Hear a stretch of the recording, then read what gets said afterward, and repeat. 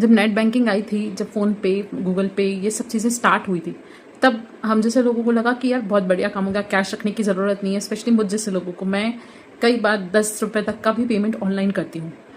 पर जो ये ऑनलाइन पेमेंट का सिस्टम आया, ये आया सुविधाओं के लिए था, लेकिन धीरे धीरे धीरे ये कब रिस्क में पड़ गया हमें भी नहीं पता चला।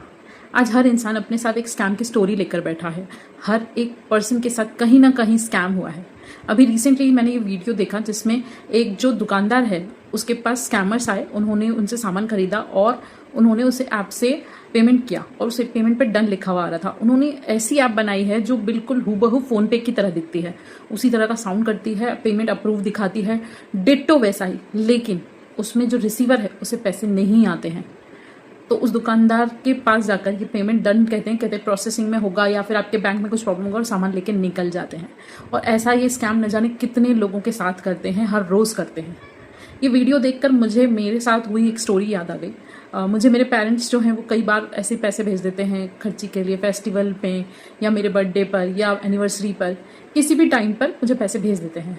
तो मुझे उस चीज़ की आदत हो गई। तो एक दिन मुझे किसी अंकल का फ़ोन आया कि आपके फादर ने मुझे कहा है आपको इतने पैसे भेजने के लिए। एंड आई वाज शॉक, क्योंकि उस समय मैं घर पर ही थी, मेरे फादर के साथ थी। तो मैंने पापा से जाकर पूछा, पापा आपने किसी को बोला है क्या मुझे पेमेंट करने के लिए?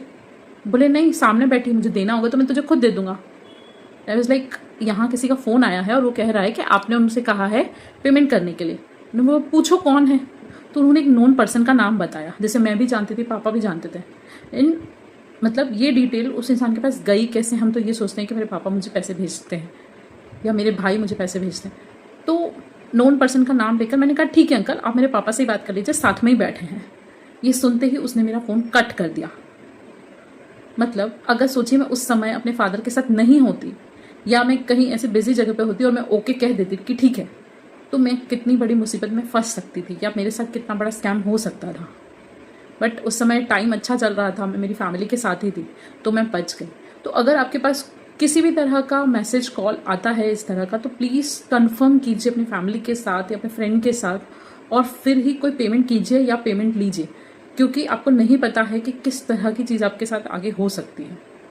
So please be safe in online payments के थ्रू।